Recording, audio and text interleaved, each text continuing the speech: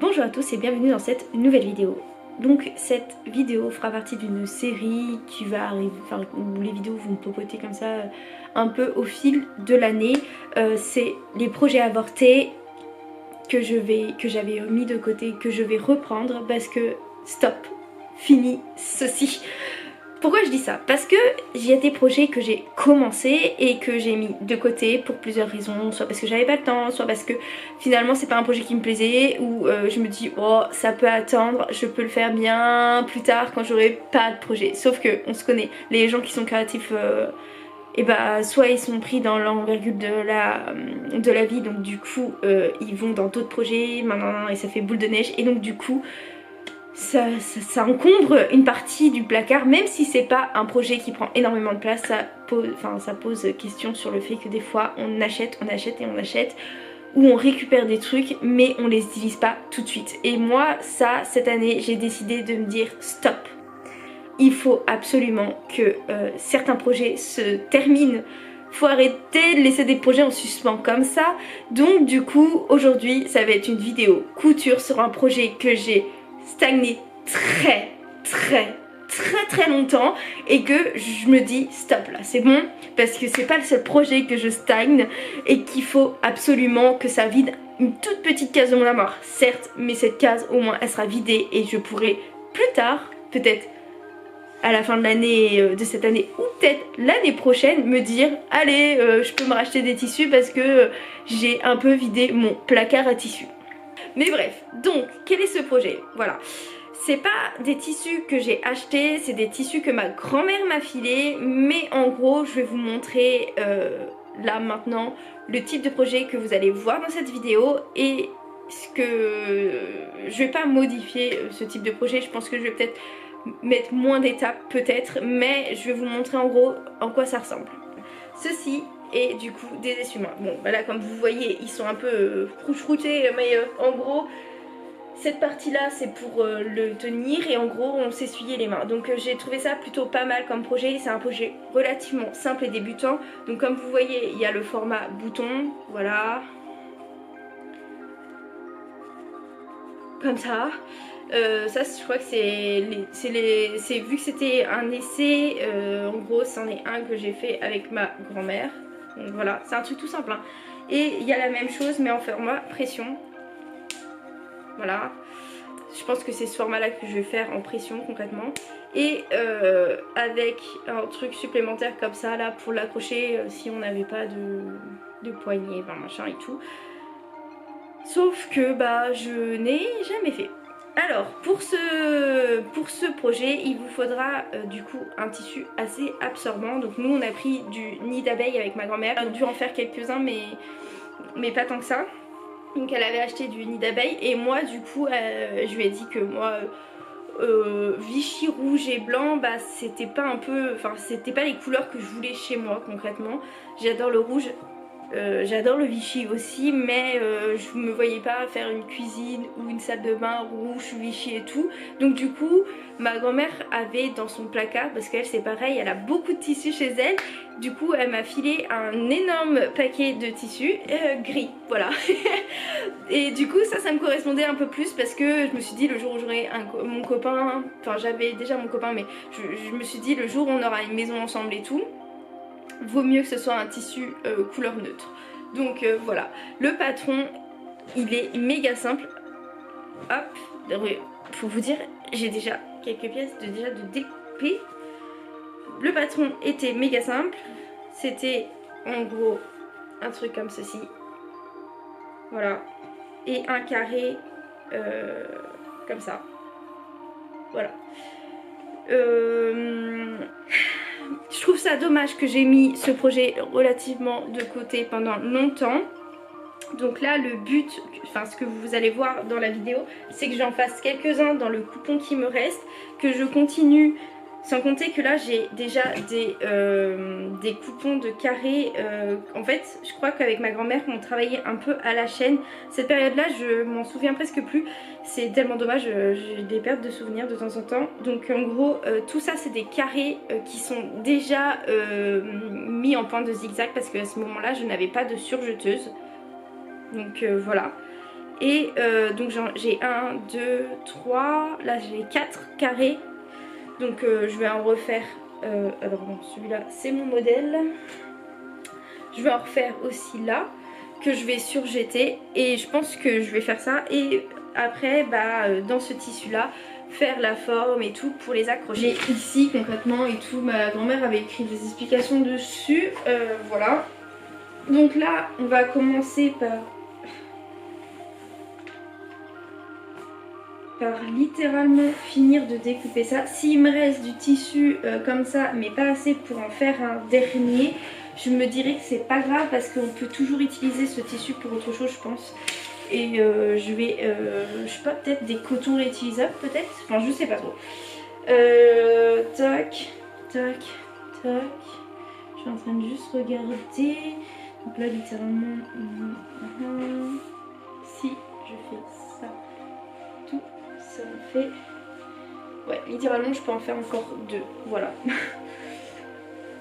Donc le carré, j'ai oublié de vous le dire, mais le carré c'est 50 par 50. Littéralement, c'est pas plus compliqué. Là, il faut épingler, on découpe.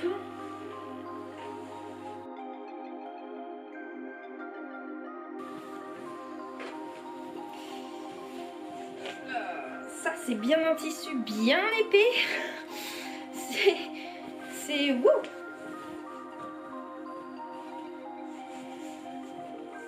Mais ça me donne des idées pour autre chose parce que là, c'est pareil, il va m'en rester beaucoup.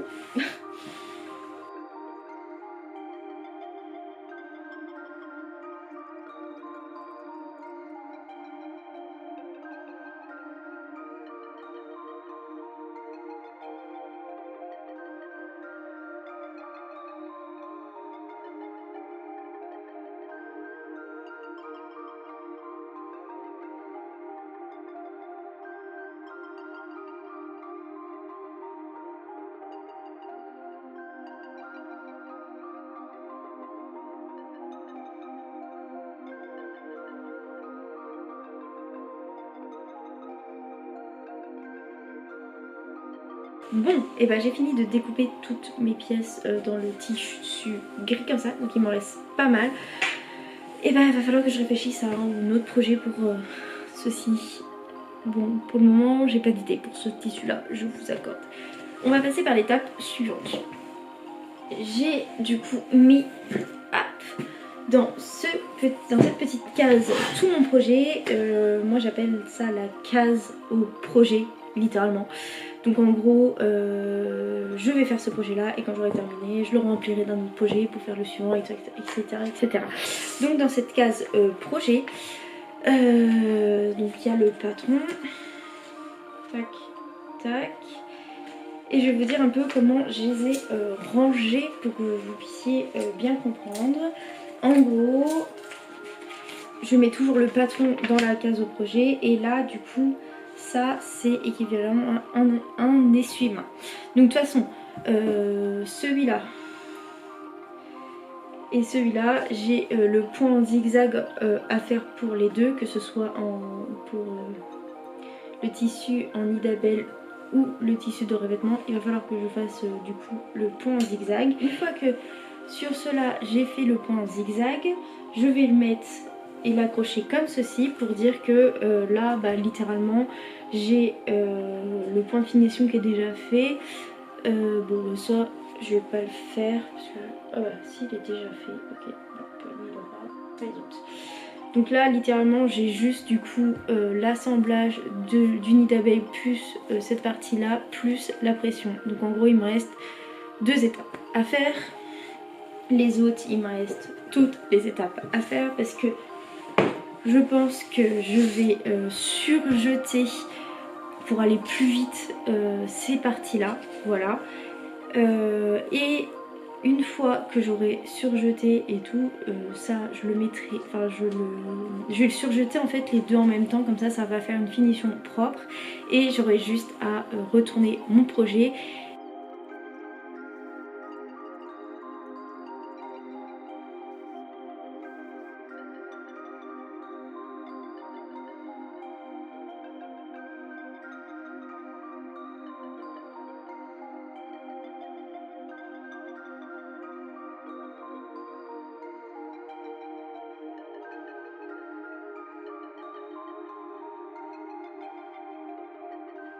Pour vous, c'est peut-être une étape qui est genre inutile, mais moi non, parce que je pense que je vais le faire un peu sur plusieurs jours. Là, je vais en faire encore quelques-uns parce qu'en fait, quand j'ai repris cette session de vidéo, il doit être genre 20 h par là. Alors attendez.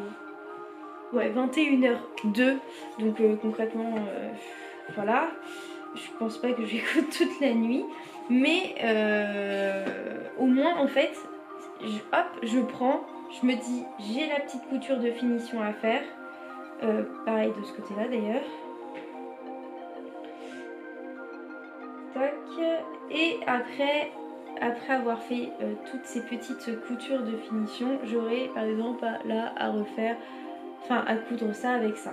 Vous voyez, là c'est ce que je vais faire sur celui-là et faire ça ainsi de suite. Et quand j'aurai, on va dire, terminé tout ce qui sera couture, je vais passer à l'étape pression. Alors j'ai pas encore réfléchi quelle couleur de pression je vais mettre ou si je vais coudre des pressions ou si je vais utiliser ma machine à pression. Ça c'est encore un peu le débat que j'ai actuellement, mais en gros ça sera l'étape genre finale. Donc là je vais passer déjà au point droit, voilà, et je vais assembler du coup ces 4 pliures. Hop, donc lui il n'aura pas la même finition que les autres étant donné qu'en fait j'avais cousu jusqu'au bout et que je vais pas découdre. Il aura vraiment une finition un peu particulière, mais bon c'est pas grave. Et donc du coup c'est 4 plis. Alors déjà je vais mettre ça. Donc un tête, 2, 3, 4. 4 plis. En gros, ça serait comme ça. Ça y est, il doit être 21h et des brouettes. Ou 30 ou un truc dans le genre. Et j'ai 1, 2, 3, 4, 5, 6 essuie-mains de fait. Mais c'est bien de les avoir fait et tout, il n'y a pas de souci et tout. Mais il va falloir quand même finir quelques trucs. Donc là par exemple il faut absolument mettre du coup j'allais dire le poinçon, n'importe quoi, mince, la pression, et retirer tous les petits fils qui dépassent pour avoir quand même un fini mieux que ça.